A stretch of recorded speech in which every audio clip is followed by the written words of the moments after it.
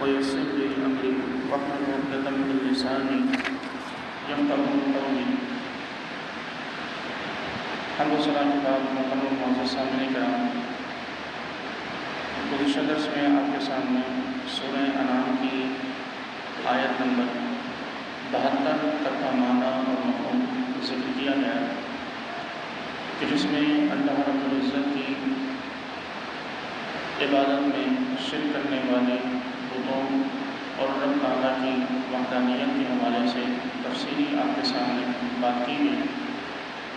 اللہ تبارک و تعالیٰ کے احکام کو، رب تعالیٰ کے راستے کو صراط المستقیم کس طرح قرار دیا گیا اور کس طرح اللہ تبارک و تعالیٰ نے مثال کے ذریعے اس معاملے کو سمجھایا، یہ باتیں تفصیلاً آپ کے سامنے ذکر ہوئی. اگلی آیت کریمہ میں اللہ تبارک و تعالیٰ نے اپنی توحید کا یہی سبق جاری رکھا اور ارشاد فرمایا کہ وہ الذی خلق السماوات والارض بالحق، اور وہ وہی ہے کہ جس نے آسمانوں اور زمینوں کو برحق پیدا کیا. وَيَوْمَ يَقُولُ كُن فَيَكُونُ، اور جس دن وہ ہر فنا شدہ چیز سے فرمائے گا کہ ہو جا تو وہ ہو جائے گی. قَوْلُهُ الْحَقُّ، اس کا فرمانا حق ہے. وَلَهُ الْمُلْكُ، اور اسی کی حکومت ہوگی. يَوْمَ يُنفَخُ فِي الصُّورِ، جس دن صور میں پھونکا جائے گا. عالم الغیب والشہادہ، وہ ہر غیب اور ہر ظاہر کا جاننے والا ہے. وَهُوَ الْحَكِيمُ الْخَبِيرُ، اور وہی نہایت حکمت والا اور بہت خبر رکھنے والا ہے. آیت کریمہ میں اللہ تبارک و تعالیٰ نے اپنی وحدانیت کی ایک اور دلیل رب تعالیٰ نے ذکر فرمائی، اور وہ زمین و آسمان کا حق کے ساتھ پیدا فرمانا ہے. ارشاد ہوا کہ وہی ہے کہ جس نے زمین و آسمان کو حق کے ساتھ پیدا کیا. اب یہ حق کے ساتھ پیدا کرنا زمین و آسمان کا، اس کا مطلب کیا ہے؟ اس کے بارے میں علماء کرام فرماتے ہیں کہ اس سے مراد یہ ہے کہ اللہ تبارک و تعالیٰ نے ان کو اس طرح پیدا فرمایا کہ ان میں کسی قسم کی کوئی کجی یا کوئی کمی ان کے تصنع میں، یعنی ان کی بناوٹ میں نہیں رکھی. یعنی کوئی شخص جب کسی چیز کو تعمیر کرتا ہے یا کسی چیز کو بناتا ہے تو وہ اس میں اس کی حد تک امکان کوشش ہوتی ہے کہ اس میں کوئی خرابی یا کوئی کجی اور کوئی کمی نہ ہو. اللہ رب العزت نے حقیقی طور پر یہ چیز اللہ تبارک و تعالیٰ نے فرمائی کہ زمین و آسمان کی تفریق میں کسی قسم کی کوئی کمی اللہ تعالیٰ نے نہیں رکھی. علماء فرماتے ہیں کہ اس کا دوسرا معنی یہ مراد ہو سکتا ہے کہ اللہ تعالیٰ نے حق کے ساتھ زمین و آسمان کو پیدا فرمایا، یعنی اللہ تعالیٰ نے ان کو بیکار پیدا نہیں فرمایا، اور رب تعالیٰ نے ان کے پیچھے بہت بڑی اپنی حکمت پیش نظر رکھی اور اللہ تبارک و تعالیٰ نے اس کے ذریعے انہیں پیدا فرمایا.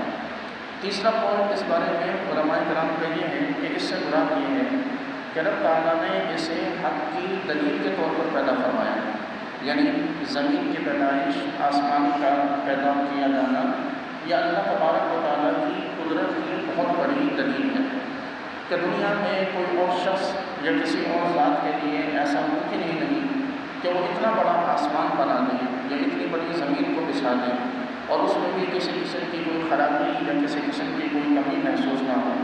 یہ صرف اور صرف رب تعالیٰ کی قدرت ہے کہ اس نے زمین کو بھی پیدا فرمایا اور آسمان کو بھی پیدا فرمایا اور انہیں اپنی وحدانیت اور اپنی قدرت کی نشانی اور علامت بنایا.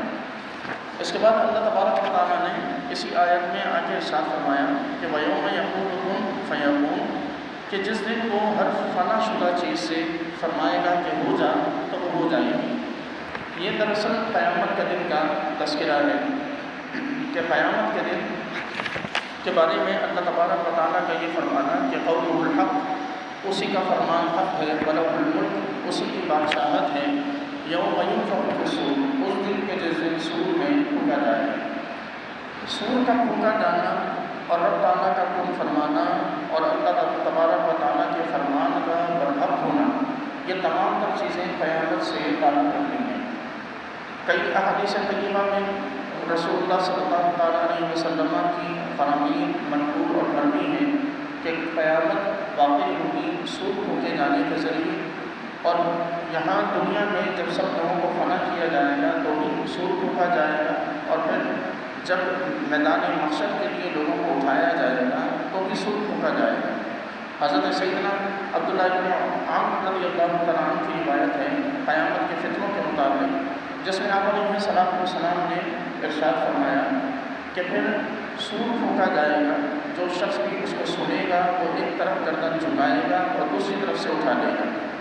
جو شخص سب سے پہلے اس کی آواز سنے گا وہ اپنے اونٹوں کی پانی کی جو جگہ ہوگی اسے درست کر رہا ہوگا، وہ بے ہوش ہو جائے گا اور دوسرے لوگ بھی بے ہوش ہو جائیں گے۔ پھر اللہ تعالیٰ شبنم کی طرح آسمان سے بارش نازل کرے گا جس سے لوگوں کے جسم اگیں گے۔ پھر دوسری بار سور پھونکا جائے گا تو لوگ کھڑے ہو کر دیکھنے لگیں گے اور پوچھنے لگیں گے کہ ہمیں کیا ہوا۔ پھر ان سے کہا جائے گا کہ اپنے رب کے پاس آؤ، اور فرشتوں سے کہا جائے گا کہ ان کو کھڑا کرو۔ پھر ان سے سوال کیے جائیں گے اور پھر انہیں ان میں سے دوزخ والوں کو دوزخ کے لیے بھیجا جائے گا۔ عرض کی کہ یا رسول اللہ کتنے لوگ؟ تو فرمایا کہ ہر 1000 میں سے 999 لوگ دوزخ میں بھیجے جائیں گے۔ آپ نے فرمایا یہ وہ دن ہے کہ جو دن بچوں کو بوڑھا کر دے گا۔ ایک طویل حدیث کے ضمن میں حضرت سیدنا ابو ہریرہ رضی اللہ تعالیٰ عنہ سے روایت ہے، فرماتے ہیں کہ رسول اللہ صلی اللہ علیہ وسلم اپنے اصحاب کی جماعت میں تشریف فرماتے تھے کہ آپ صلی اللہ تعالیٰ علیہ وسلم نے ارشاد فرمایا کہ جب اللہ تعالیٰ زمین و آسمان کو پیدا کرنے سے فارغ ہو گیا، یعنی جب زمین اور آسمان کو اللہ تعالیٰ نے پیدا کیا تو اس کے بعد اللہ تعالیٰ نے سور کو پیدا کیا، اور یہ سور اللہ تعالیٰ نے حضرت اسرافیل علیہ السلام کو عطا فرمایا۔ حضرت اسرافیل اس سور کو اپنے منہ میں رکھے ہوئے اپنی نظریں آسمان کی طرف یعنی عرش کی طرف اٹھائے ہوئے ہیں، اور انتظار میں ہیں کہ کب رب کی جانب سے حکم ہو اور کب وہ اس سور میں پھونکیں۔ فرمایا کہ حضرت ابو ہریرہ فرماتے ہیں کہ میں نے پوچھا کہ یا رسول اللہ صلی اللہ علیہ وسلم یہ سور کیا چیز ہے؟ ارشاد ہوا کہ سور ایک سینگ ہے۔ جس طرح اس کی مثال جو ہے علماء فرماتے ہیں کہ جس طرح گائے یا بیل کا ایک سینگ ہوتا ہے کہ جو خالی ہوتا ہے، جس میں ایک طرف سے آواز اگر ڈالی جائے پھونکا جائے تو دوسری طرف سے خطرناک اور ہیبتناک قسم کی آواز نکلتی ہے۔ علماء فرماتے ہیں کہ بلا تشبیہ و بلا مثال اللہ تعالیٰ نے سور کو اسی انداز کا پیدا فرمایا۔ اس کا ایک سرا حضرت اسرافیل علیہ السلام کے منہ میں ہے۔ آپ صلی اللہ علیہ وسلم سے پوچھا یا رسول اللہ وہ کیسا ہے؟ آپ نے فرمایا وہ عظیم ہے، اتنا عظیم کہ اس ذات کی قسم جس کے قبضہ قدرت میں میری جان ہے، اس کی گولائی اتنی بڑی ہے کہ جتنی آسمانوں کی چوڑائی۔ پھر حضور نے فرمایا کہ ایک اور روایت میں ہے کہ حضور نے فرمایا کہ زمین میں 3 بار سور پھونکا جائے گا۔ ان میں جو پہلی بار ہوگی وہ لوگوں کو دہشت زدہ کرنے کے لیے سور پھونکا جائے گا۔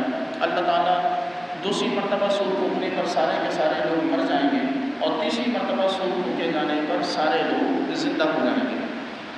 رسول اللہ صلی اللہ علیہ وسلم فرماتے ہیں کہ اللہ تعالیٰ پہلی مرتبہ حضرت اسرافیل کو سور پھونکنے کا حکم ارشاد فرمائے گا تو ان سے فرمائے گا کہ دہشت ڈالنے کے لیے سور میں پھونکو۔ حضرت اسرافیل سور میں پھونکیں گے تو آسمان اور زمین میں سب دہشت زدہ ہو جائیں گے، سوائے ان کے کہ جنہیں اللہ تبارک و تعالیٰ چاہے گا، اور پھر اللہ تعالیٰ حکم دے گا کہ مسلسل رکے بغیر سور میں پھونکتے رہیں۔ اور اس کا ذکر اللہ تبارک و تعالیٰ نے سورہ صاد کی آیت میں فرمایا کہ وَمَا يَنْزُرُ هَٰؤُلَاءِ إِلَّا صَيْحَةٌ وَاحِدَةٌ مَا لَهَا مِنْ فَوَاقٍ، کہ یہ لوگ صرف ایک زبردست چیخ کا انتظار کر رہے ہیں کہ جس کے درمیان سانس لینے کی مہلت بھی نہیں ملے گی۔ پھر اللہ تبارک و تعالیٰ پہاڑوں کو اڑا دے گا تو وہ پہاڑ بادلوں کی طرح ہوا میں اڑ رہے ہوں گے، پھر وہ پہاڑ خاک کا ڈھیر ہو جائیں گے، اور زمین اپنے ساکنوں کے ساتھ یعنی زمین اپنے رہائشیوں کے ساتھ لرز رہی ہوگی۔ اس کا ذکر اللہ تعالیٰ نے سورہ نازعات میں فرمایا کہ یوم ترجف الراجفہ تتبعها الرادفہ قلوب یومئذ واجفہ، کہ جس دن لرزنے والی لرز جائے گی، پھر پیچھے آنے والی اس کے پیچھے آئے گی، اور بہت سے دل اس دن لرز رہے ہوں گے۔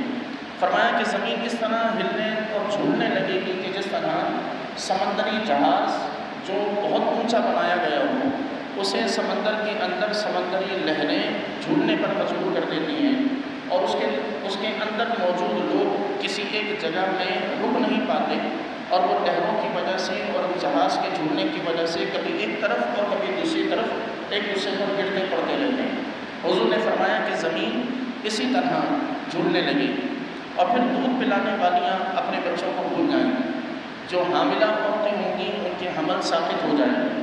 یہ اتنا دہشت انگیز ہوگا کہ بچے بوڑھے ہو جائیں گے، اور بچوں کے بوڑھے ہونے سے مراد ڈر کے مارے بالوں کا سفید ہو جانا۔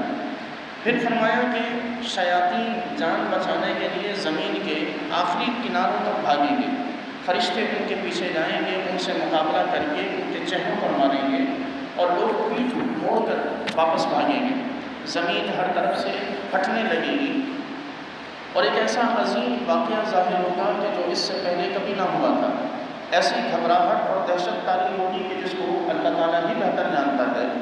لوگ آسمان کی طرف دیکھیں گے تو آسمان پرزے پرزے ہو کر اڑ رہا ہوگا، سورج اور چاند دھندلا جائیں گے، ستارے ٹوٹ کر بکھر جائیں گے۔ حضور فرماتے ہیں کہ آسمان ٹکڑے ٹکڑے ہو جائیں گے۔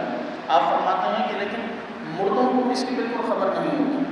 رسول اللہ صلی اللہ علیہ وسلم حضرت ابو ہریرہ کہتے ہیں کہ یا رسول اللہ نے اس آیت میں جو آگے آنے والی آیت ہے، اس آیت میں اللہ نے کن لوگوں کے بارے میں فرمایا کہ انہیں پتہ نہیں چلے گا، جس میں اللہ تعالیٰ نے سورہ نمل کی آیت مبارکہ ہے کہ یوم ينفخ في الصور ففزع من في السماوات ومن في الارض الا من شاء اللہ، کہ جس دن سور پھونکا جائے گا تو جو آسمانوں اور زمینوں میں ہے سب گھبرا جائیں گے سوائے ان کے کہ جنہیں اللہ چاہے گا۔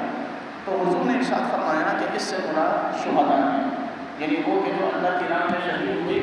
اس سے مراد وہ ہیں کہ وہ اللہ کے ہاں زندہ ہیں اور انہیں رزق دیا جاتا ہے، اور گھبراہٹ کا اثر یہ جو کچھ پورا پروسیس ہو رہا ہوگا یہ زندوں کے لیے۔ تو چونکہ شہداء زندہ ہیں تو اللہ تعالیٰ انہیں اس ڈر سے محفوظ رکھے گا۔ باقی جو مردہ لوگ ہیں انہیں اس سب کے بارے میں پتہ بھی نہیں ہوگا۔ اور پھر ارشاد فرمایا کہ اس کے بعد پھر ایک اور آیت میں اللہ تعالیٰ نے ارشاد فرمایا کہ یا ایھا الناس اتقوا ربکم ان زلزلۃ الساعۃ شیء عظیم، اے لوگوں اپنے رب سے ڈرو کہ بے شک قیامت کا زلزلہ بہت بڑا اور بہت بھاری ہے۔ جس دن تم اسے دیکھو گے جس کو تم نے دودھ پلایا تھا، جس دن تم اسے دیکھو گے تو ہر دودھ پلانے والی عورت اس سے غافل ہو جائے گی کہ جسے اس نے دودھ پلایا تھا، ہر حاملہ اپنا حمل گرا دے گی، اور تم لوگوں کو مدہوش دیکھو گے حالانکہ وہ نشے میں نہیں ہوں گے۔ یہ اللہ کا عذاب ہے جو کہ بہت سخت ہے۔ اور فرمایا کہ پھر اللہ تعالیٰ جب تک چاہے گا لوگ اس کیفیت میں رہیں گے، یعنی اس دہشت کی کیفیت پہلا سور پھونکے جانے کے بعد جب تک اللہ چاہے گا رہے گی۔ بات دوسری روایت میں ہے کہ تقریباً 40 سال تک یہ کیفیت رہے گی کہ لوگ دہشت زدہ رہیں گے، لوگ اسی گھبراہٹ میں رہیں گے۔ پھر اس کے بعد ایک طویل عرصے تک یہ حالت رہے گی تو اللہ تعالیٰ حضرت اسرافیل کو حکم دے گا کہ اب سور دوبارہ پھونکو۔ تو جب حضرت اسرافیل وہ سور پھونکیں گے وہ موت کا سور ہوگا جس سے تمام آسمانوں اور زمینوں کے لوگ ہلاک ہو جائیں گے سوائے ان لوگوں کے کہ جنہیں اللہ چاہے گا۔ پھر اللہ تعالیٰ ملک الموت جو ہے حضرت اسرائیل علیہ السلام، وہ اللہ تعالیٰ کی بارگاہ میں حاضر ہوں گے اور اللہ تبارک و تعالیٰ ان سے سوال کرے گا کہ یہاں اس وقت دنیا میں کون زندہ ہے؟ تو وہ عرض کریں گے کہ پروردگار حاملین عرش، یعنی جنہوں نے عرش کو اٹھایا ہوا ہے وہ فرشتے زندہ ہیں، اور جبرائیل، میکائیل اور ہم دو یعنی اسرائیل اور اسرافیل، یہ 4 فرشتے زندہ ہیں۔ تو اللہ تعالیٰ ارشاد فرمائے گا کہ انہیں بھی مر جانا چاہیے، یعنی انہیں بھی ہلاک ہو جانا چاہیے۔ یہ کن کی بات ہے؟ یہ باقی 3 کی بات، حضرت جبرائیل علیہ السلام، حضرت میکائیل علیہ السلام، حضرت اسرائیل علیہ السلام، ان کے متعلق حکم ہوگا کہ انہیں بھی مر جانا چاہیے۔ پھر حضرت اسرائیل علیہ السلام جو ہے وہ حضرت اسرافیل، حضرت جبرائیل، حضرت میکائیل ان کی روحیں قبض کریں گے۔ پھر اللہ تعالیٰ کی بارگاہ میں حاضر ہوں گے تو رب تعالیٰ پوچھے گا کہ اب کون باقی ہے؟ تو حضرت اسرائیل علیہ السلام عرض کریں گے کہ پروردگار تیرے عرش کو جن فرشتوں نے اٹھایا ہوا ہے وہ باقی ہیں۔ تو اللہ تعالیٰ ارشاد فرمائے گا کہ وہ بھی میری مخلوق ہیں، انہیں بھی فنا ہو جانا۔ تو حضرت اسرائیل علیہ السلام پھر ان کی روح کو بھی قبض کریں گے۔ پھر اللہ تعالیٰ کی بارگاہ میں دوبارہ حاضر ہوں گے اور رب تعالیٰ اب پوچھے گا کہ اے اسرائیل اب کون باقی ہے؟ تو حضرت اسرائیل علیہ السلام عرض کریں گے کہ پروردگار ایک وہ باقی ہے کہ جسے موت نہیں آنی، اور ایک میں باقی ہوں۔ تو اللہ تعالیٰ ارشاد فرمائے گا کہ تو بھی میری مخلوق اسرائیل علیہ السلام کی روح قبض ہو جائے گی۔ اب جب دنیا میں کوئی نہ بچے گا، دنیا میں کوئی نہ ہوگا سوائے اللہ رب کائنات کی ذات کے، پھر اللہ تبارک و تعالیٰ وہ سوال کرے گا کہ جس کا ذکر قرآن میں ہے کہ لمن الملک اليوم، لمن الملک اليوم، کہ آج کے دن بادشاہت کس کی ہے۔ اور رب تعالیٰ اپنے پورے جلال کے ساتھ، اپنے پورے قہر کے ساتھ اللہ تبارک و تعالیٰ پھر یہ ارشاد فرمائے گا اور یہ سوال کرے گا کہ لمن الملک اليوم، آج کے دن کس کی بادشاہت ہے؟ اور ظاہر ہے کہ جواب دینے والا کوئی نہ ہوگا، تو رب تعالیٰ خود ارشاد فرمائے گا للہ الواحد القہار، اللہ تعالیٰ کے لیے ہے کہ جو بہت قہر فرمانے والا ہے۔ تو یہ اللہ تبارک و تعالیٰ پھر اس کے بعد رب تعالیٰ پھر اعلان فرمائے گا، اور پھر اعلان ہوگا کہ وہ لوگ کہ جنہوں نے میرے ساتھ شریک ٹھہرایا وہ اپنے خداؤں کو لے آئے، آج لے آؤ کہ جنہیں تم نے میرے ساتھ شریک ٹھہرایا تھا۔ اور یہ اعلان بار بار رب تعالیٰ فرمایا، یہ ایک قسم کا چیلنج ہوگا کہ اس نے اپنی قدرت کا مظاہرہ فرمایا، اس نے پوری دنیا کو فنا کر دیا، اب دنیا میں کوئی باقی نہیں ہے، دنیا میں کوئی نہیں بچا۔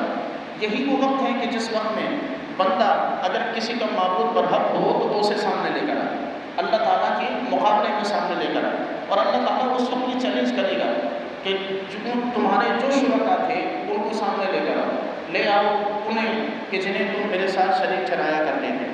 اور پھر اللہ تبارک و تعالیٰ پھر جب کوئی جواب نہ آئے گا، پھر اللہ تعالیٰ کچھ عرصے کے بعد حضرت سیدنا اسرافیل علیہ السلام کو پیدا فرمائے۔ حضرت اسرافیل علیہ السلام پیدا ہوں گے، اللہ تبارک و تعالیٰ ایک نئی زمین اور ایک نیا آسمان اللہ تعالیٰ پیدا فرمائے گا، اور پھر اس آسمان سے اللہ تبارک و تعالیٰ بارش نازل فرمائے گا۔ یہ وہی بارش ہے کہ جس کا ذکر گزشتہ حدیث میں حضور نے فرمایا کہ شبنم کے قطروں کی طرح بارش ہوگی، پھر آسمان سے وہ بارش ہوگی، اس بارش سے زمین سے لوگوں کے جسم اگیں گے کہ جس طرح کے پھل اور سبزیاں اگتی ہیں۔ پھر حضرت اسرافیل علیہ السلام پھر سور پیدا کیا جائے گا، اور پھر وہ سور پیدا کر کے حضرت اسرافیل کو دیا جائے گا، اور حضرت اسرافیل علیہ السلام سے فرمایا جائے گا کہ اس سور میں پھونکو۔ پھر سارے انسانوں کی روحیں وہ اللہ تبارک و تعالیٰ اس سور کے اندر جمع فرمائے گا، وہ سور کے اندر وہ سارے انسانوں کی روحیں جمع ہوں گی۔ حضور فرماتے ہیں کہ حضرت اسرافیل اللہ کے حکم سے اس سور میں پھونکیں گے تو سور سے شہد کی مکھیوں کی طرح انسانی روحیں نکل کر اپنے اپنے جسموں تک پہنچیں گے، اور پھر وہ سارے کے سارے جسم وہ جو روحیں ہوں گی، حضور فرماتے ہیں کہ ان روحوں میں جو مسلمانوں کی روحیں ہوں گی وہ ان میں نور ہوگا، وہ روشن اور چمکتی ہوئی روحیں ہوں گی کہ جو پہچانی جائیں گی، اور باقی جو کافروں کی روحیں ہوں گی وہ کافروں کی روحیں وہ ساری کے ساری وہ تاریک ہوں گی۔ پھر حضور فرماتے ہیں کہ ساری روحیں اپنے اجسام میں داخل ہو جائیں گی، اور ان کا داخل ہونے کا جو طریقہ ہوگا وہ ساری روحیں اپنے جسم کے ناک کے نتنوں سے داخل ہوں گی، اور یہ اپنے جسم کے اندر اس طرح سرایت کریں گی کہ جس طرح زہر سرایت کرتا ہے۔ پھر فرمایا کہ پھر زمین پھٹنے لگے گی، اور سب سے پہلے یعنی یہ تو وہ لوگ تھے کہ جو لوگ زندہ ہوئے ہیں، یعنی ابھی قبروں کے اندر ہیں، ابھی زمینوں کے اندر ہیں، ابھی یہ اٹھے نہیں ہیں زمینوں سے۔ پھر حضور فرماتے ہیں کہ پھر زمین پھٹنے لگے گی، اور زمین کے اندر جو مردہ لوگ ہوں گے، یعنی جو پہلے سے جو فوت شدہ لوگ ہوں گے، پھر اب وقت آئے گا ان کے اٹھنے کا۔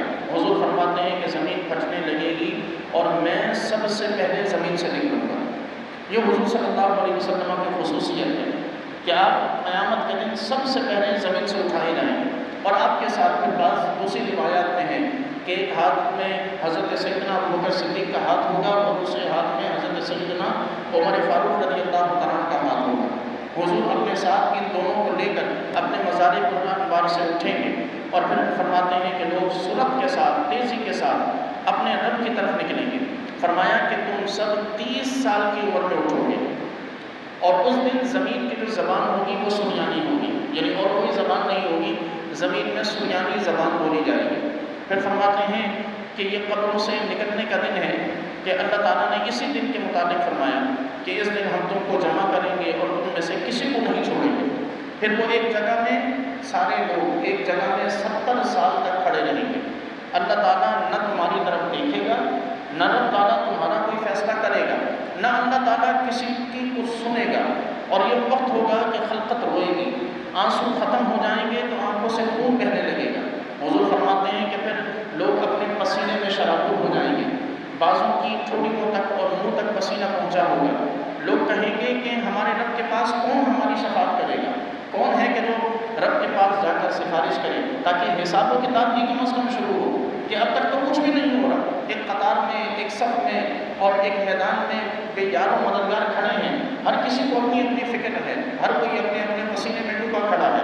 اور یہ وہ وقت ہوگا کہ جس وقت کے بارے میں اللہ تعالیٰ نے قیامت کے دن فرمایا کہ یوم یفر المرء من اخیہ، کہ اس دن بھائی اپنے بھائی سے بھاگے گا۔ یہ وہ وقت ہوگا، یہ قیامت کا سب سے ابتدائی مرحلہ ہے، قیامت کا سب سے پہلا مرحلہ ہے۔ تو یہاں حضور فرماتے ہیں کہ لوگ کہیں گے کہ آپس میں پھر لوگ مشورہ کریں گے اور لوگ کہیں گے کہ تمہارے باپ آدم سے زیادہ کون اس بات کا حقدار ہے کہ وہ تمہاری سفارش کریں۔ پھر لوگ حضرت آدم کے پاس جائیں گے اور ان سے حضرت آدم کے پاس جا کے اپنا مقصد بیان کریں گے۔ حضرت آدم انکار کر دیں گے، پھر ایک ایک کر کے سارے نبیوں کے پاس جائیں گے اور سارے نبی اس کام سے انکار کر دیں گے۔ پھر رسول اللہ نے فرمایا کہ وہ میرے پاس آئیں گے اور فرمایا کہ یہاں تک کہ جب میرے پاس آئیں گے تو میں عرش کے نیچے سجدہ میں گر پڑوں گا، حتیٰ کہ اللہ تعالیٰ میرے پاس فرشتہ بھیجے گا۔ وہ فرشتہ میرا بازو اٹھا کے، میرا بازو پکڑ کے مجھے اٹھائے گا۔ پھر اللہ تعالیٰ مجھ سے پوچھے گا، حالانکہ وہ خوب جاننے والا ہے کہ محمد صلی اللہ علیہ وسلم کیا بات ہے؟ میں عرض کروں گا کہ رب تو نے مجھ سے شفاعت کا وعدہ کر رکھا ہے، بس اپنی مخلوق کے متعلق میری شفاعت کو قبول فرما اور ان کا کچھ فیصلہ فرما۔ حضور فرماتے ہیں کہ اللہ تعالیٰ فرمائے گا کہ محمد میں نے تمہاری شفاعت کو قبول کیا۔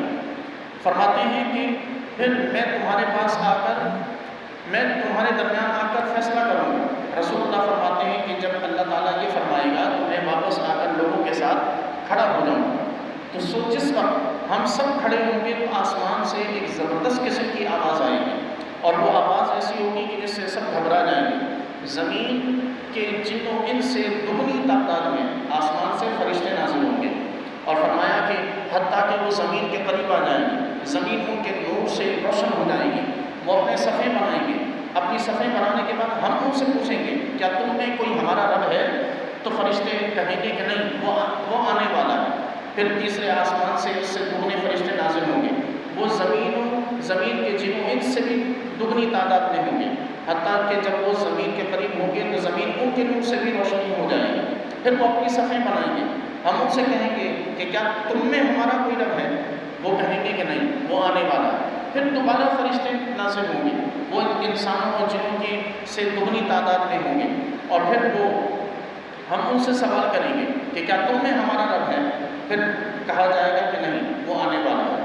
پھر فرمایا کہ پھر دگنے فرشتے نازل ہوں گے، پھر اللہ تعالیٰ بادلوں اور فرشتوں کے جھرمٹ میں اپنی شان کے مطابق نازل ہوگا اور 8 فرشتے اس کا عرش اٹھائے ہوئے ہوں گے، حالانکہ اس وقت اس کا عرش، اس وقت یعنی موجودہ وقت میں اس کا عرش 4 فرشتے اٹھائے ہوئے ہیں۔ پھر فرمایا کہ ان کی اقدام سب سے نچلی زمین کی تہ میں ہیں، تمام زمینیں اور آسمان ان کے آدھے دھڑ تک پہنچتے ہیں، عرش ان کے کندھوں پر ہے اور وہ بلند آواز سے تسبیح پڑھ رہے ہیں، سبحان ذی الملک والملکوت، سبحان ذی العزت والجبروت، سبحان الحی الذی لا یموت، سبحان الذی یمیت الخلائق ولا یموت، سبوح قدوس رب الملائکۃ والروح، قدوسا قدوسا سبحان ربنا الاعلی، سبحان ذی الملکوت والجبروت والکبریاء والسلطان والعظمہ، سلطانہ ابد الآباد۔ یہ تسبیح حضور فرماتے ہیں کہ وہ فرشتے جو عرش کو اٹھائے ہوئے ہیں وہ یہ تسبیح پڑھ رہے ہیں۔ پھر اللہ تعالیٰ زمین میں جہاں چاہے گا اپنے عرش کو رکھے گا، پھر فرمائے گا کہ مجھے اپنی عزت اور اپنے جلال کی قسم، کوئی بھی شخص ظلم کر کے میرے قریب نہیں آئے گا۔ پھر اللہ تعالیٰ اس کے بعد فرمائے گا کہ میں آج تک خاموش تھا، تمہاری باتیں سنتا رہا، تمہارے اعمال دیکھتا رہا، آج تم خاموش رہو، تمہارے اعمال کے صحیفے تمہیں پڑھ کے سنائے جائیں گے۔ اور پھر فرمائے گا کہ جو شخص نیکیاں پائے گا، حضور نے فرمایا کہ جو شخص نیکیاں پائے گا وہ اللہ کی تعریف کرے گا، جس کے صحیفے اس کے خلاف ہوں گے وہ اپنے آپ کو ملامت کرے گا۔ پھر اللہ تعالیٰ دوزخ کو حکم دے گا تو اس سے ایک سیاہ چمکتی ہوئی گردن ظاہر ہوگی۔ پھر اللہ تعالیٰ ارشاد فرمائے گا وَامْتَازُوا الْيَوْمَ أَيُّهَا الْمُجْرِمُونَ، اے مجرموں آج کے دن تم نیکوں سے الگ ہو جاؤ۔ أَلَمْ أَعْهَدْ إِلَيْكُمْ يَا بَنِي آدَمَ أَن لَا تَعْبُدُوا الشَّيْطَانَ، کیا میں نے تم سے یہ وعدہ نہیں دیا تھا اے بنی آدم کہ تم شیطان کی پوجا نہ کرنا؟ إِنَّهُ لَكُمْ عَدُوٌّ مُّبِينٌ، کہ وہ تمہارا کھلا دشمن ہے۔ یہ سورہ یاسین کی آیت کریمہ۔ پھر اللہ تعالیٰ یہ ارشاد فرمائے گا پھر اللہ تعالیٰ جن و انس کے سوا ساری مخلوق کے درمیان فیصلہ فرما دے گا، یعنی انسانوں اور جنوں کا فیصلہ نہیں ہوگا ابھی انسانوں اور جنوں سے پہلے باقی سارے جمادات، حیوانات، سارے جانوروں، چوپایوں کا سب کا فیصلہ ہو جائے گا، بعض کا بعض سے قصاص لیا جائے گا۔ حضور فرماتے ہیں کہ یہاں تک کہ کسی سینگوں والی بکری نے اگر بغیر سینگ والی بکری کو مارا تھا تو کل بروز قیامت اس کا بھی قصاص ہوگا۔ فرمایا کہ حتیٰ کہ جب کسی کا کسی پر کوئی حق نہیں رہے گا تو اللہ تعالیٰ ان جانداروں سے کہے گا کہ تم سب مٹی ہو جاؤ، تم سب کے سب مٹی ہو جاؤ، اور پھر وہ سارے چوپائے، سارے جانور، وہ سارے جمادات و حیوانات، وہ سارے کے سارے مٹی ہو جائیں گے۔ پھر اس مٹی کو دیکھ کے کافر کہے گا کہ جو سورہ نبأ کی آیت ہے، یا لیتنی کنت ترابا، ہائے کاش کہ آج میں بھی مٹی ہو جاتا تو عذاب سے بچ جاتا۔ پھر اللہ تعالیٰ اس کے بعد جن و انس کے درمیان فیصلہ فرمانے کے لیے آئے گا اور فیصلہ فرمائے گا۔ سب سے پہلے قتل کے متعلق فیصلہ ہوگا، اور فرمایا کہ وہ اس شخص کو لایا جائے گا کہ جو اللہ کی راہ میں قتل کیا گیا، اس کے قاتل کو لایا جائے گا، مقتول کی رگوں سے خون بہہ رہا ہوگا۔ وہ کہیں گے کہ اے ہمارے رب، ہم کو اس شخص نے قتل کیا۔ اللہ تعالیٰ پوچھے گا، حالانکہ وہ خوب جاننے والا ہے کہ تم نے ان سے قتال کیوں کیا، لڑائی کیوں کی؟ تو وہ بندے یعنی جو شہید ہوئے ہوں گے وہ عرض کریں گے کہ پروردگار تیری عزت کی خاطر ان سے قتال کیا۔ اللہ تعالیٰ فرمائے گا تم نے سچ کہا۔ پھر اللہ تعالیٰ اس کا چہرہ سورج کی طرح منور کر دے گا، فرشتوں کو حکم دے گا کہ ان کو جنت کی طرف لے جاؤ۔ پھر اس شخص کو لایا جائے گا کہ جو دنیاوی مقصد کے لیے قتل کیا گیا، اور وہ اللہ کی اطاعت کی، اللہ تبارک و تعالیٰ کے نہ تو اطاعت کی وجہ سے نہ اس کے حکم کی غلبے کی وجہ سے قتل ہوا، بلکہ صرف اپنے مادی مفاد کی خاطر قتل کیا گیا۔ پھر اللہ تعالیٰ اس سے پوچھے گا کہ تجھے کیوں قتل کیا گیا؟ حالانکہ وہ جاننے والا ہے تو بندہ عرض کرے گا کہ میں نے غلبہ حاصل کرنے کے لیے، قاتل کہے گا غلبہ حاصل کرنے کے لیے انہیں قتل کیا۔ تو اللہ تبارک و تعالیٰ اس شخص کو پھر اللہ تعالیٰ جہنم میں ڈلوا دے گا۔ پھر فرمایا کہ اللہ تعالیٰ باقی مخلوق کے درمیان فیصلہ کرے گا، پھر دودھ میں پانی ملانے والے کو اس بات کا مکلف کرے گا کہ وہ اس دودھ سے پانی کو الگ کر کے یہاں میدان حشر میں بیچے۔ یہ کل بروز قیامت ہوگا، یعنی جو دنیا میں دودھ میں پانی ملاتے ہیں، کل بروز قیامت ان کے سامنے دودھ ملا پانی وہ لایا جائے گا، اس سے کہا جائے گا کہ یہی میدان حشر میں اس دودھ سے پانی الگ کر اور پانی کو الگ بیچ اور دودھ کو الگ بیچ، اور ظاہر ہے کہ وہ انسان وہ نہ کر سکے گا۔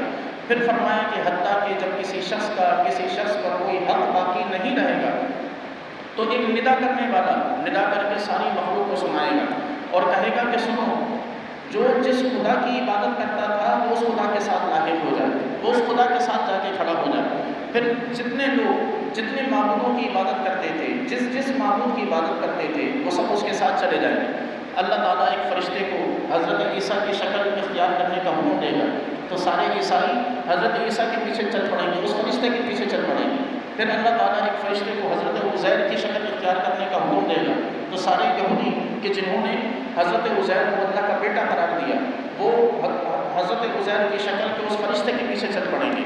پھر وہ سارے معبود آگے اور ان کی پوجا کرنے والے، ان کی عبادت کرنے والے ان کے پیچھے پیچھے، یہ سارے اسی طرح جہنم میں ڈال دیے جائیں گے۔ اور اس کا ذکر اللہ تعالیٰ نے سورہ انبیاء کی آیت کریمہ میں فرمایا کہ لو کان ہؤلاء آلہۃ ما وردوها وکل فیہا خالدون، اگر یہ سچے معبود ہوتے تو جہنم میں نہ جاتے، حالانکہ یہ سب کے سب اس میں ہمیشہ رہیں گے۔ پھر حتیٰ کہ صرف اور صرف مومن رہ جائیں گے۔ حضور فرماتے ہیں کہ ان مومنین میں منافق بھی ہوں گے، تو پھر اللہ تعالیٰ ان کے پاس جس طرح چاہے گا اپنی ہیبت میں آئے گا، پھر ان سے فرمائے گا کہ اے لوگوں، اپنے خداؤں کے ساتھ لاحق ہو جاؤ کہ جن کی تم عبادت کرتے تھے۔ تو یہ سارے کہیں گے کہ پروردگار، ہم تو صرف تیری ہی عبادت کرتے تھے، ہم تو صرف تیرے آگے ہی اپنے سروں کو جھکاتے تھے، تیرے سوا ہم نے کبھی کسی کی عبادت نہیں کی۔ پھر اللہ تعالیٰ ان کے پاس سے ہٹ جائے گا، پھر وہ لوگ کھڑے رہیں گے جتنی دیر اللہ چاہے گا کھڑے رہیں گے، پھر جس طرح چاہے گا ان کے پاس اپنی ہیبت میں دوبارہ آئے گا، اور پھر دوبارہ ان سے فرمائے گا سب لوگ اپنے اپنے خداؤں سے جان لے لیں گے، تم بھی جاؤ اپنے خداؤں کے پاس۔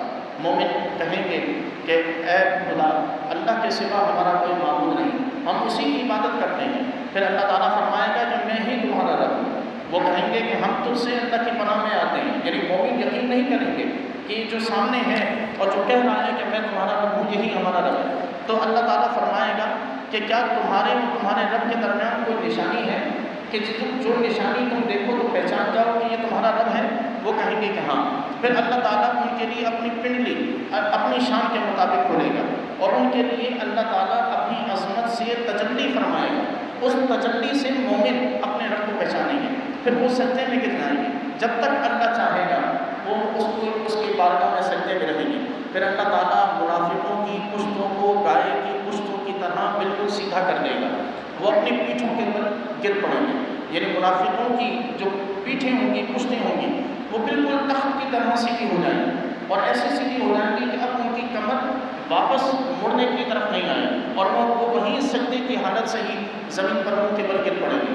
اللہ تعالیٰ ان کو اٹھنے کا حکم دے گا, وہ نہیں اٹھائے جائیں گے. پھر ان کے لیے جہنم کی پشت پر اللہ تعالیٰ پل صراط بنائے گا جو بال سے زیادہ باریک تلوار سے زیادہ تیز ہوگا. یہ یاد رکھیں کہ کل بروز قیامت پل صراط پر سے گزرنا یہ آخری مرحلہ ہے کہ جس سے گزرنے کے بعد جنت و جہنم میں داخلہ ہونا, اور اس سے پہلے یہ سارے معاملات اللہ تبارک و تعالیٰ اس کے بعد پھر یہ حساب و کتاب یہ سب اس کے بعد ہونا.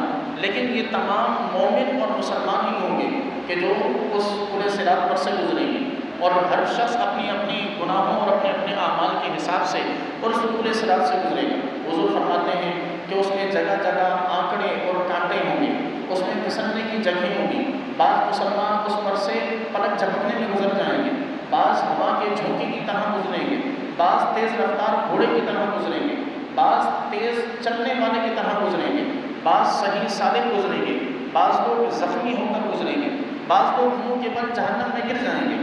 پھر اللہ کی مخلوق میں سے ایک گروہ اس پل صراط پر سے جہنم میں گرے گا, ان کے اعمال ان کو ہلاک کر دیں گے.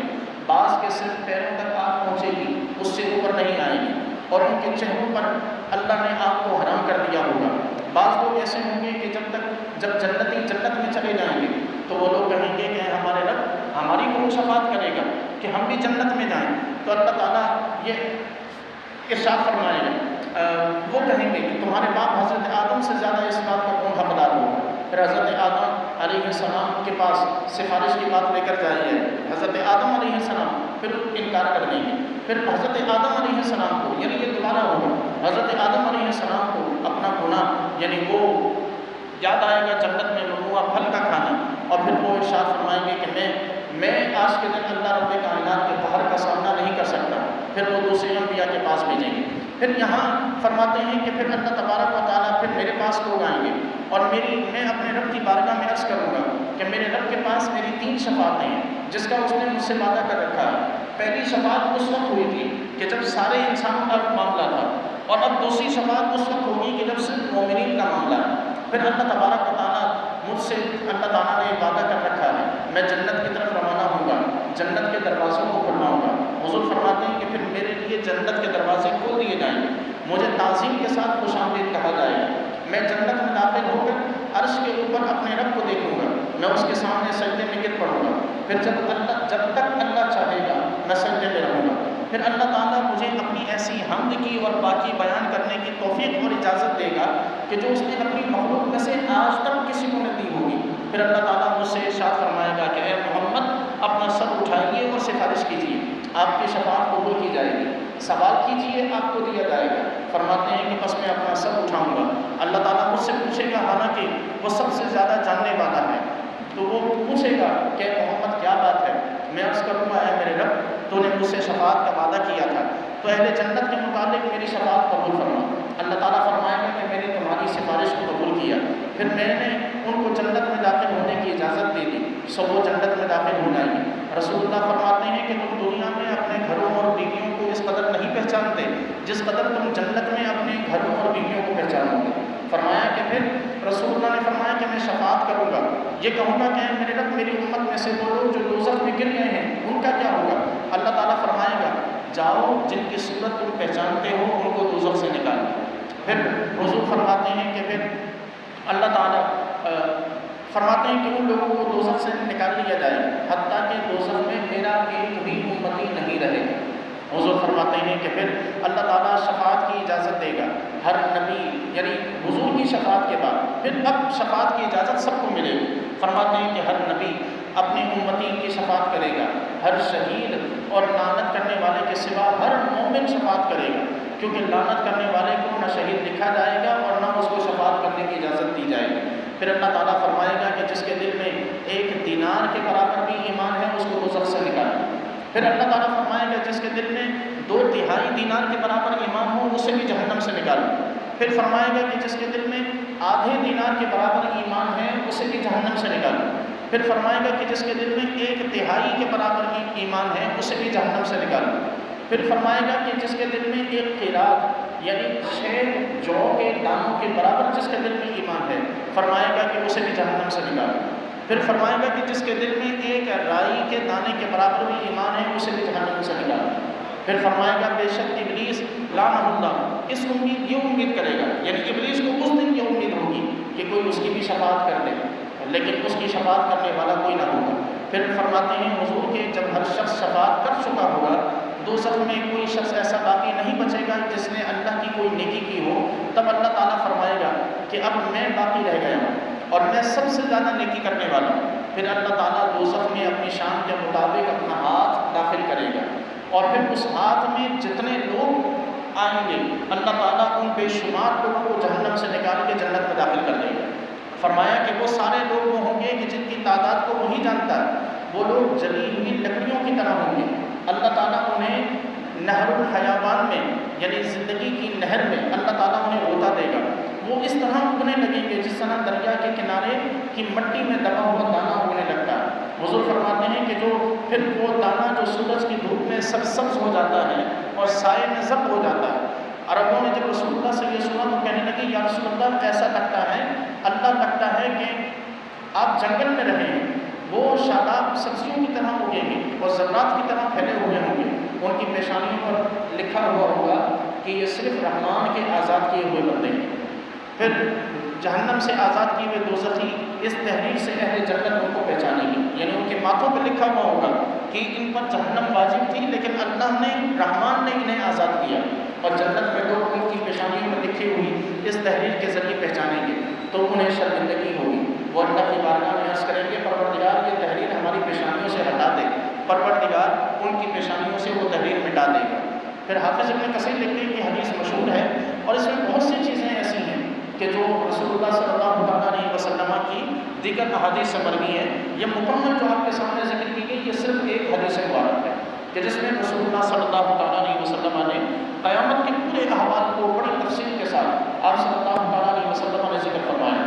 اس ضمن میں ہمارے یہاں صرف ایک آخری بات آپ کے سامنے عرض کروں کہ جس کے حوالے سے بہت زیادہ اعتراض بھی کیا جاتا ہے کہ اللہ تبارک و تعالیٰ جب قیامت کے دن ایک اصول یہ بنا دیا گیا ہے کہ قیامت کے دن جو ہے وہ کوئی کسی کو نہیں پہچانے گا۔ ایک قرآن میں کسی مقام پر یہ آیت ہے کہ قیامت کے دن ماں اپنے بچوں سے بھاگے گی، بھائی اپنے بھائی سے بھاگے گا، دوست اپنے دوست سے بھاگے گا، اور دوسری طرف یہ ہے کہ قیامت کے دن لوگ شفاعت کریں گے۔ تو یہ تضاد نہیں ہے قرآن کی آیت میں کہ ایک طرف قرآن کی آیت کہہ رہی ہے کہ کوئی کسی کو نہیں پہچانے گا اور دوسری طرف قرآن ہی کی آیت ہے جو کہہ رہی ہے کہ وہاں اس دن شفاعتیں ہوں گی، سفارشیں ہوں گی۔ تو اس کا جواب یہ ہے کہ رسول اللہ صلی اللہ علیہ وسلم کی اس حدیث میں بھی آپ نے سماعت کیا کہ قیامت صرف ایک ایسی جگہ کا نام نہیں ہے کہ جہاں پر صبح سے لے کر یعنی شروع سے لے کر آخر تک ایک جیسا حال رہے گا۔ قیامت مختلف مراحل کا نام ہے، صرف ایک مرحلے کا نام ہے۔ وہاں سب سے پہلا مرحلہ وہ ہوگا کہ جس میں لوگ کھڑے ہوئے ہوں گے، لوگوں کو بھی نہیں معلوم ہوگا کہ ان کے ساتھ کیا ہونا ہے۔ وہ مرحلہ ہوگا کہ جس کے متعلق اللہ نے فرمایا کہ کوئی کسی کو نہیں پہچانے گا۔ وہاں کوئی کسی کی فکر نہیں کرے گا، ہر کسی کو اپنی فکر ہوگی کہ آج اس کے ساتھ کیا ہونے والا ہے۔ جس وقت پسینہ ہر انسان کا اپنا پسینہ اس کے سینے، ٹھوڑی اور منہ اور بازو کے سروں کے اوپر سے گزر رہا ہو، اس وقت کس کو فکر ہوگی کہ اس کے بھائی کے سال میں، اس وقت کس کو فکر ہوگی کہ اس کی اولاد کے سال میں۔ لیکن پھر اسی قیامت کا ایک اور مرحلہ ہے حضور کی شفاعت کے بعد کہ جب سب کو شفاعت کرنے کی اجازت دی جائے گی، اور وہ مرحلہ وہ ہوگا کہ جس میں لوگ ڈھونڈیں گے کہ ہم کسی کے کام آئے تھے، آج وہ بندہ نظر نہیں آیا، ہم دنیا میں ہم نے فلاں غریب کی مدد کی تھی، آج وہ غریب نہیں مل رہا کہ اللہ کی بارگاہ میں ہماری سفارش کر دے کہ دنیا میں میرے کام آیا، دنیا میں ہم نے فلاں کے ساتھ ہم نے بڑا اچھا سلوک کیا تھا، فلاں کی بڑی ہم نے مدد کی تھی، آج وہ نظر نہیں آ رہا۔ لوگ تلاش کریں گے ایک دوسرے کو، سفارشیوں کو تلاش کریں گے، یہاں تک کہ حضور کی ہم احادیث سے ثابت ہے کہ جس شخص نے کسی عالم دین کو پانی کا ایک گلاس بھی پلایا ہوگا، کل پر اسے قیامت کو اس عالم دین کی بارگاہ میں حاضر ہو کے کہے گا کہ میں نے آپ کو دنیا میں پانی کا گلاس پلایا تھا اس کے بدلے سفارش کر دی، اور وہ سفارش کریں گے اور اللہ ان کی سفارش قبول کرے گا۔ یہاں تک کہ کسی نے اگر کسی کو ایک دینار کی بھی اگر مدد کی ہوگی تو کل بروز قیامت وہ اس کی سفارش کرے گا۔ لوگوں نے جنہوں نے قرضوں میں مہلتیں دی ہوں گی تو مقروض کل بروز قیامت ان کی سفارش کریں گے۔ جن کی باتوں کو، جن کے عیوب کو چھپایا ہوگا اور پردہ داری کی ہوگی، کل بروز قیامت وہ لوگ ان لوگوں کی سفارش کریں گے کہ جنہوں نے ان کی عزت رکھی تھی۔ تو یہ چیز ہمارے لیے بہت زیادہ اہمیت کی حامل ہے کہ اپنی زندگیوں میں کم از کم ہم ایسے اعمال ضرور کریں کہ کل بروز قیامت ہمیں سفارشیوں کی کمی نہ پڑے، ہمیں شفاعت کرنے والوں کی کمی نہ پڑے۔ رسول اللہ کی شفاعت اپنی جگہ پر حق ہے، لیکن ہمیں دنیا میں ایسے اعمال ضرور کرتے رہنے چاہیے کہ لوگ ہمارے لیے سفارشی بن کے کل بروز قیامت ہمارے اور اللہ کے عذاب کے درمیان ایک آڑ اور ایک دیوار بن جائے۔ اگر کوئی مخلوص ہے تو مہلت دیجیے، اگر کوئی ہمارا کسی بھی طور ہم سے اگر کوئی ناراض ہے اس سے جھک کر معافی مانگ لیجیے، اگر کسی وجہ سے کسی کا حق مارا ہوا ہے تو اس کا حق واپس کیجیے، اگر کسی بھائی اور بہنوں میں کسی قسم کی نااتفاقی ہونا چاہتی ہے تو منا لیجیے، اگر ماں باپ ناراض ہیں تو منا لیجیے۔ کل بروز قیامت ماں باپ صرف اس بات کی وجہ سے سفارش کریں گے کہ میری اس اولاد نے زندگی بھر میرے سامنے آواز نہیں اٹھائی۔ کل بروز قیامت استاد اپنے شاگردوں کی صرف اس بنیاد کی سفارش کر رہا ہوگا کہ یہ میرا وہ شاگرد ہے کہ جس نے کبھی نظر اٹھا کے بھی مجھے نہیں دیکھا۔ کل بروز قیامت دوست اپنے دوستوں کی سفارش اس بنیاد پہ کر رہے ہوں گے کہ یہ میرا وہ دوست ہے کہ جو ہاتھ پکڑ کے مجھے مسجد لے گیا تھا اور اس نے مجھے نماز پڑھنے کی تلقین کی تھی۔ تو یہ وہ ذرائع ہیں، یہ وہ اچھا یہ بھی کچھ نہیں بلکہ بعض احادیث سے یہ تک ثابت ہے کہ کل بروز قیامت ان لوگوں کی بھی سفارش وہ لوگ بھی کریں گے کہ جہاں کسی شخص نے راستے پر سے پتھر کو ہٹایا اور پیچھے آنے والے کو تکلیف پہنچنے کا خدشہ تھا تو وہ پیچھے آنے والا آگے چلنے والے کی سفارش کرے گا کہ اگر یہ پتھر نہ ہٹاتا تو اس کی وجہ سے مجھے چوٹ لگتی، اس نے مجھے محفوظ رکھا، تو اللہ تعالیٰ اس کی سفارش کو قبول کرے گا۔ تو یہ اسباب ہیں، یہ ذرائع ہیں۔ اللہ نے حضور کی زبان اطہر سے یہ سارے واقعات بتا کر ہمیں یہ پیغام دیا کہ وقت ہے کہ ہم اپنی زندگی میں ایسے اعمال کریں، ایسے کام کریں، اخلاق ہمارے ایسے ہوں کہ کل بروز قیامت ہماری شکایتیں کرنے والوں کی تعداد کم اور ہماری سفارش کرنے والوں کی تعداد زیادہ ہو۔ ایسا نہ ہو کہ یہاں ہماری زبانوں سے لوگ اتنے تنگ ہوں کہ کل بروز قیامت ان کی تعداد بڑھ جائے۔ ایسا نہ ہو کہ ہمارے اخلاق سے لوگ اتنے پریشان ہوں کہ کل بروز قیامت ہم سے بیزار لوگوں کی تعداد میں اضافہ ہو جائے اور ان کی تعداد بڑھ جائے، اللہ کی بارگاہ میں سفارشی کم پڑ جائیں، شکایتی زیادہ ہو جائیں، تو پھر اللہ تبارک و تعالیٰ کے ہاں پھر کسی بھی قسم کی نجات یا کامیابی ممکن نہیں ہے۔ خالق کائنات سے دعا ہے کہ پروردگار ہم سب کو اپنے ایمان و عقیدے کے تحفظ کی توفیق فراہم فرمائے۔ وآخر دعوانا الحمدللہ رب العالمین۔